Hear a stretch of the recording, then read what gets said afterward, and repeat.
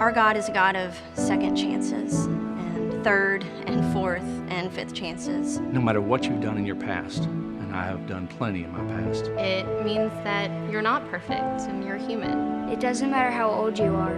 It's not too late to start over. To say I'm sorry. To make a difference. Don't ever believe for a minute there's not help for you. There was help for me. It's not too late to ask for help.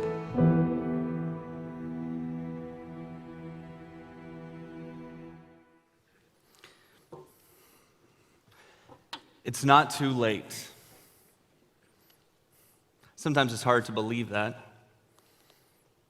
In fact, for many of us, we have for too long believed the lie that it is too late. Saying it's too late is one of Satan's favorite lies because the longer you believe it, the truer it seems to become. I've heard the phrase, it's too late, over the years from different people. Recently, I was in touch with a couple whose wedding I performed a number of years back, and I had been told that they were going through divorce, and so I called the husband, and I said, hey, you told me before you got married, you promised me that if you were going to go through a divorce, if you guys were having problems, you'd come and ask for help. You would come and talk to me first. What's going on? Why haven't you gotten some help? And that he said to me, it's too late.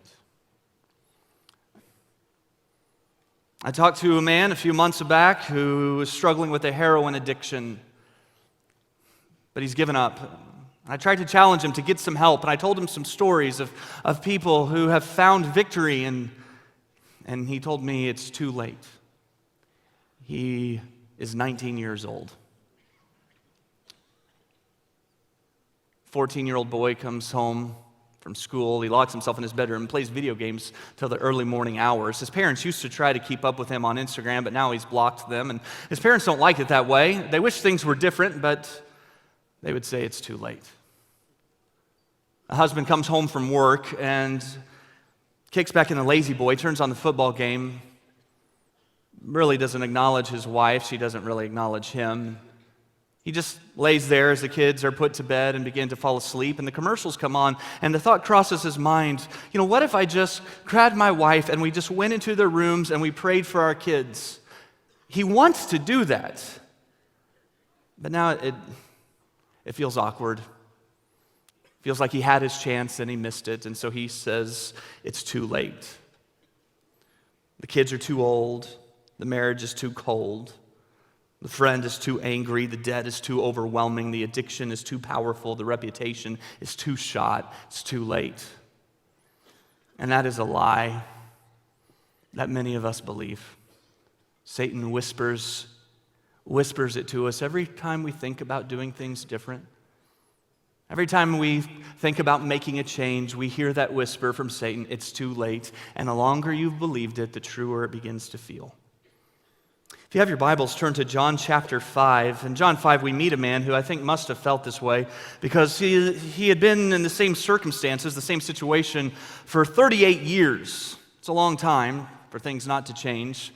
Nearly 14,000 days have come and gone, and things haven't changed for him.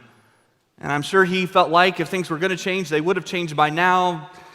My guess is he'd given up hope, felt like it was too late, but on this day he meets Jesus and everything changes. So in John chapter 5, starting in verse 1, it says, afterward, Jesus returned to Jerusalem for one of the Jewish holy days. And inside the city near the sheep gate was the pool of Bethesda, which had 5 covered porches surrounding the pool. And crowds of sick people, the blind, the lame, or the paralyzed, would lay on the porches. So we'll just push pause here for a second. There was a local belief that these waters of Bethesda had healing powers. You'll notice a footnote in most of your Bibles that kind of explain this, that the angel of the Lord would come once a day and stir the waters, and whoever made it down to the water first would be healed.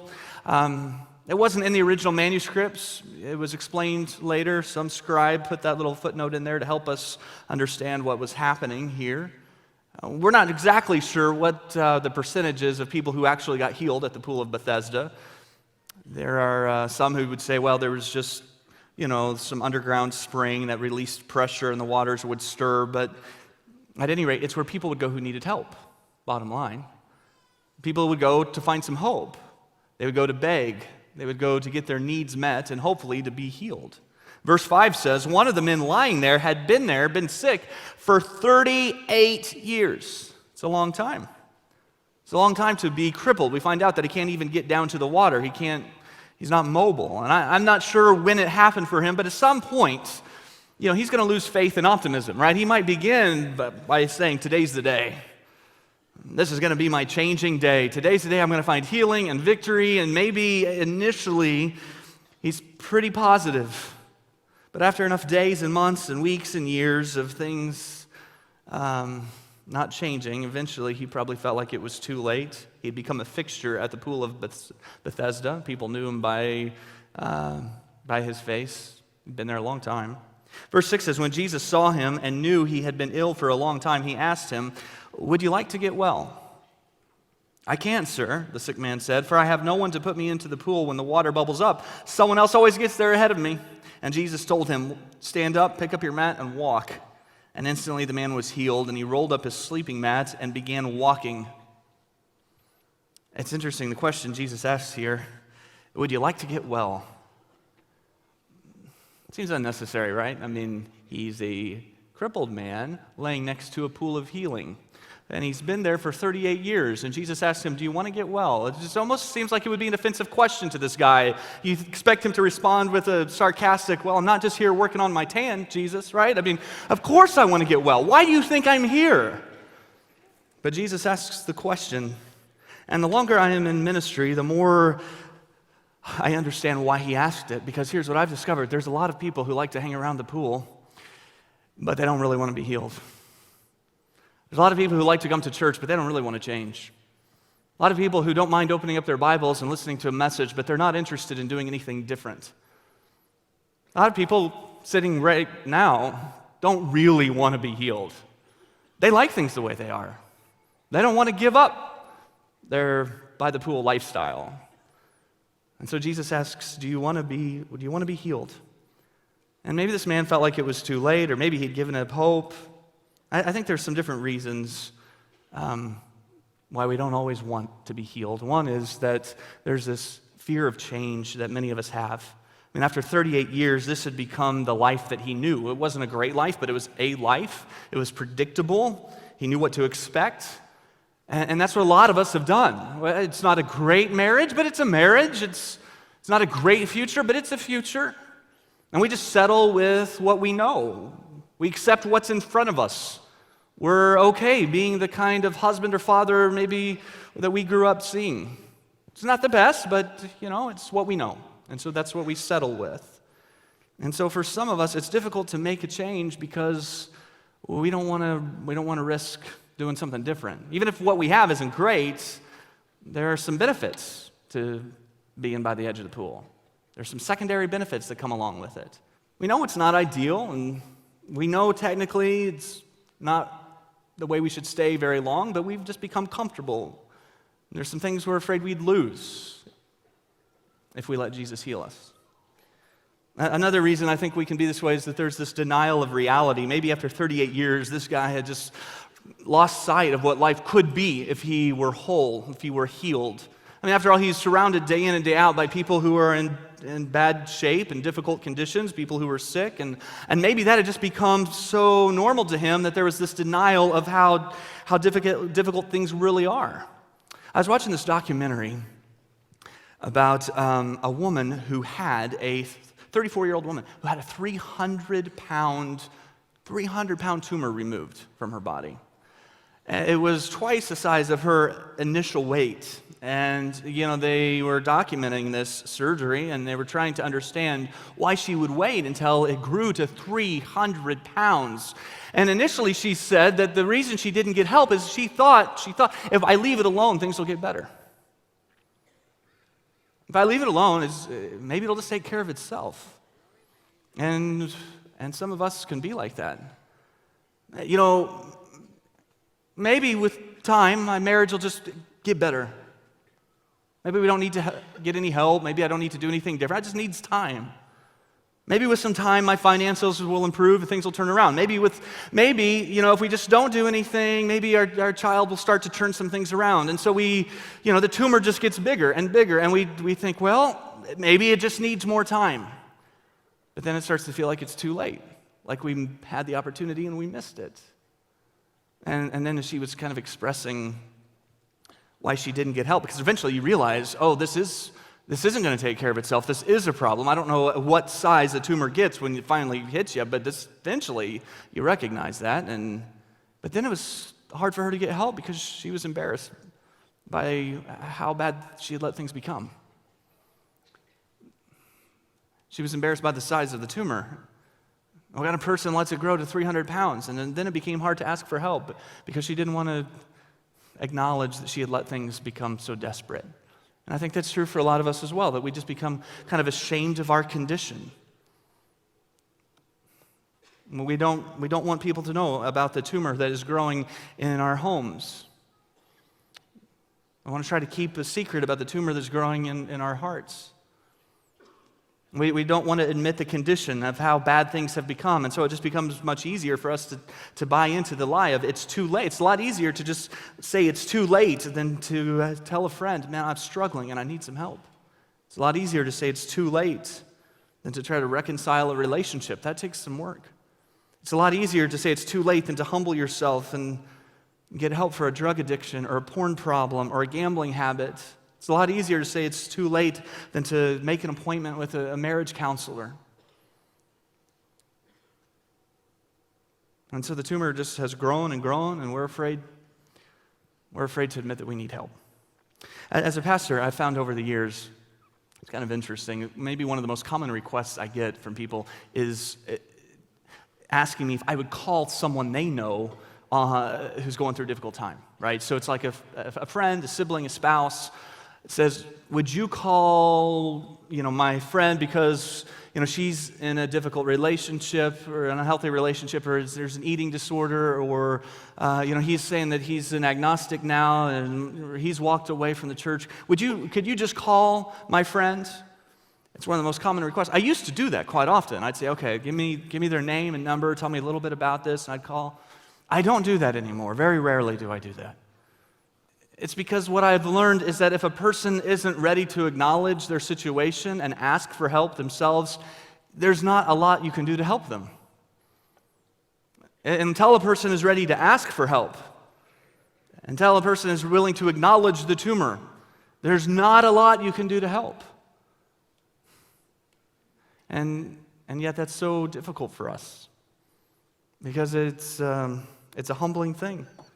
It's a humbling thing to say, this is where things have led. This is what my life has become. There's another reason, I think, for many of us, we're just afraid of action. We know that if we ask for help, that it's going to require some changes in our life. It's going to require us to take some action. Can't lay beside the pool anymore. So here's what Jesus says to the man in John 5. He says, stand up, pick up, and walk. 3 action verbs, 1 sentence. You're healed. So stand up, pick up, walk.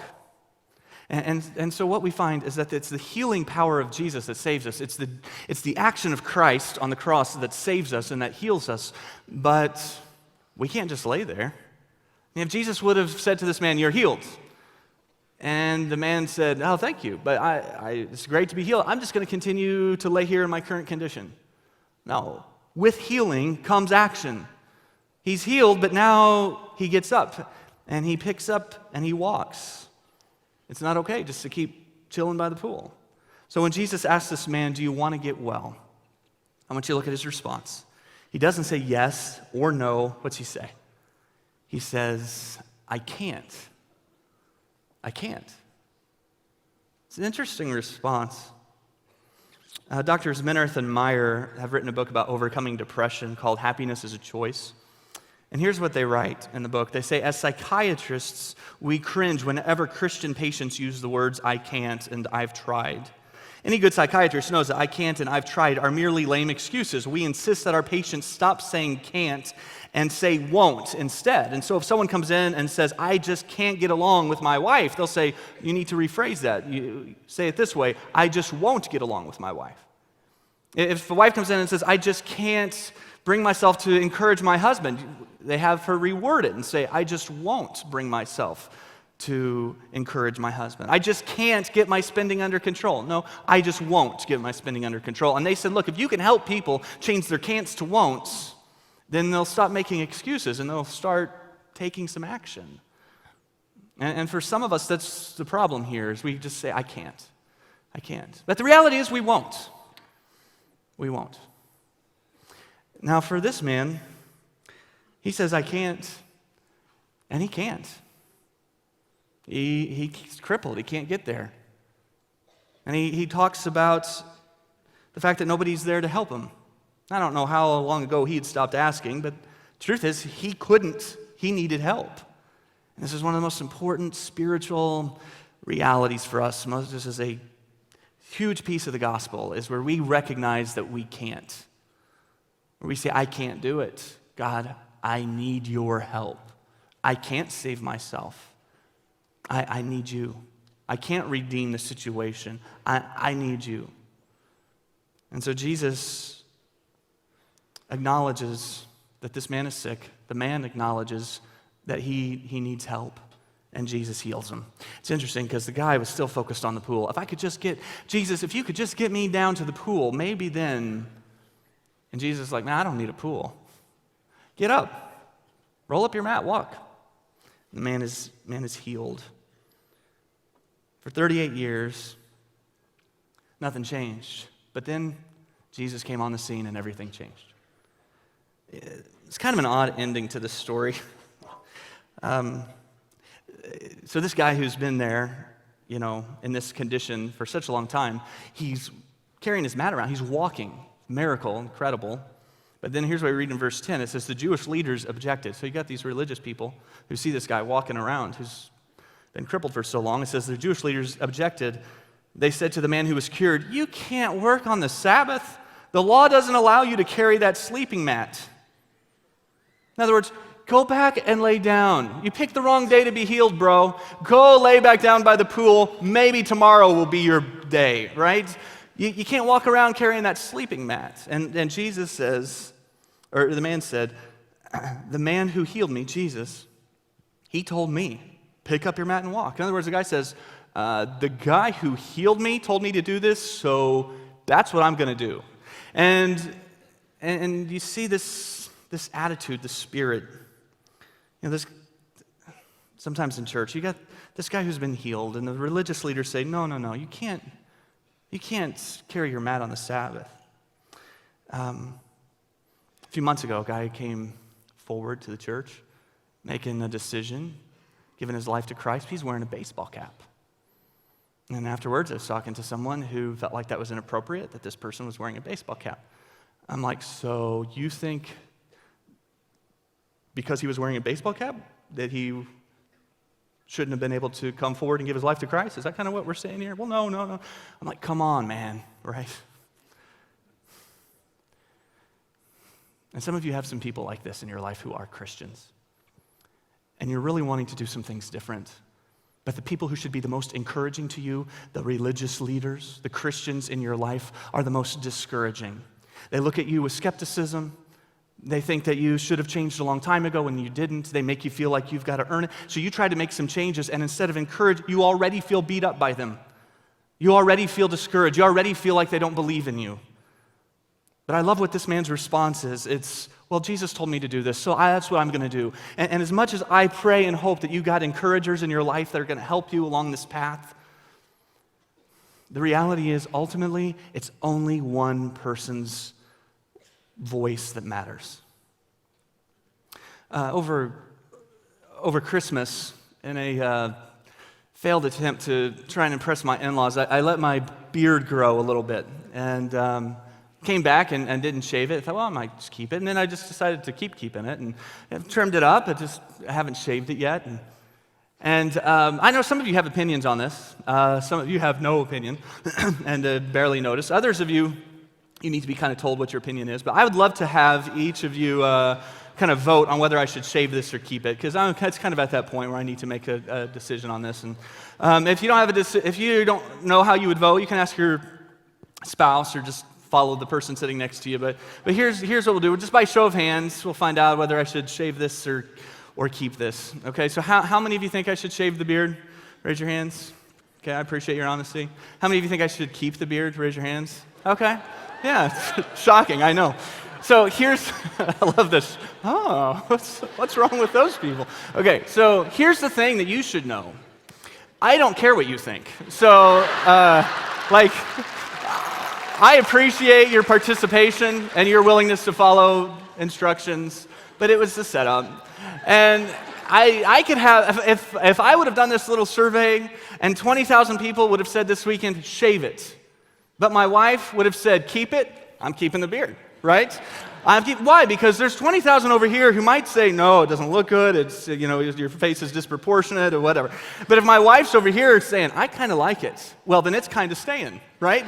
Because there's one voice that offsets all the others. And I know that this is easier said than done. But you're going to have some people who are discouraging to you about some of these changes, about some of the things God is leading you to, and you have just got to daily listen to Jesus. You have got to find your strength in Him and in the Spirit. You've got to obey Him. And in the end, again, I hope that this is a place of encouragement for you on the journey. I hope there are people around you who are keeping you on the path and saying you can do it. But if not, you do what Jesus tells you to do. Because in the end, it's only His voice that really matters. And so this guy in John 5, he learns this truth, that with Jesus, it's not too late to ask for help. It's the same lesson that Mary and Martha learned. Their brother Lazarus was sick. And they asked Jesus to come, sent word, our brother's sick, come, heal him. But Jesus didn't make it on time, so it would seem. Jesus comes on the scene. Lazarus is already dead and buried. Sisters are upset. Why weren't you here? Why didn't you come? It's too late now. But the sisters learned a lesson that day, that with Jesus, it's not too late. Or what about Jairus? Luke chapter 8, he's got his 12-year-old daughter who is dying, and he comes to Jesus in desperation. Jesus, my 12-year-old little girl, she is sick. Please heal her. She's not going to make it unless you do something. And while they're on their way to Jairus' house, some servants of Jairus come and say, your daughter didn't make it. You don't need to bother this teacher any longer. She died. And before he really has the time to process it, Jesus says to Jairus, you keep believing, just have faith. And so he believes. They go up to the house. There are people already mourning, grieving this loss. Jesus says, why are you crying? She's only asleep. He raises her back to life, and the people learn that with Jesus, it's not too late. It's a lesson that the disciples learned. They'd been fishing all night trying to catch something, anything, hour after hour after hour. They'd given up. It wasn't going to happen. But then Jesus comes on the scene and says, well, throw your nets on the other side. And so they throw their nets on the other side. Their nets are filled. And they learn that with Jesus, it's not too late.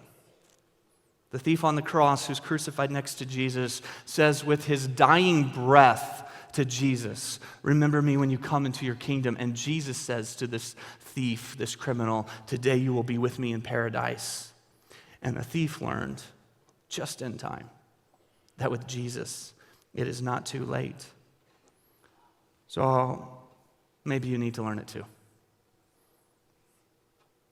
Maybe you've just accepted things as they are. Maybe you've just come to accept who you are. But what if it's not too late? What if you don't have to be who you've always been? I think Jesus wants to whisper a truth to you as we begin this year. It is a whisper that you need to keep your ears tuned into. He just wants to say, it's not too late. It's not too late. William Willimon is a preaching professor. He tells about visiting a rural church in Georgia to attend a funeral for a guy named Joe. And he shows up in Georgia at this funeral. It's a small kind of country church. And the preacher stood behind the pulpit and overlooked the casket with Joe in it. And the casket was open so you could see Joe while the preacher preached. And the preacher began to pound on the pulpit. And the preacher would say, it's too late for Joe, but it's not too late for you. And Willimon says that as a preaching professor, this just was infuriating to him because he teaches his students, look, when you're delivering a funeral sermon, you need to be sensitive. You need to choose your words carefully. You want to speak the truth, but do it with the right tone. But this preacher is just like, it's too late for Joe, but it's not too late for you. Joe may have wanted to spend more time with his family. It's too late for Joe. Joe may have wanted to get his life together. It's too late for Joe. Joe's dead. It's too late for Joe, but it's not too late for you. There's still time for you. It's not too late for you. But the preacher said, the time's coming when it'll be too late. He tells the story in the funeral about people going to a funeral, and then on the way home from the funeral, there was a car accident. And they died on their way home from the funeral. And the preacher ends the sermon by saying, it's too late for Joe, but it's not too late for you, but that could change on your way home. And Willimon just was furious, just so angry. And he vented to his wife on the way home, and he said, have you ever seen anything so manipulative and insensitive to that poor family? It was disgusting. And after a few moments, his wife said, I've never heard a funeral sermon like that. It was insensitive, it was manipulative, it was disgusting, it was true. The title of this series was originally called Never Too Late. Never Too Late. But one of the ladies on staff saw that and pointed out that it's not entirely an accurate statement to say never too late. Because while it's not too late now, eventually it will be. And while I don't want to be manipulative, and I certainly don't want to be insensitive, I do want to be truthful. You don't know how much time you have left. Right now, the truth is, it's not too late to ask Jesus for help.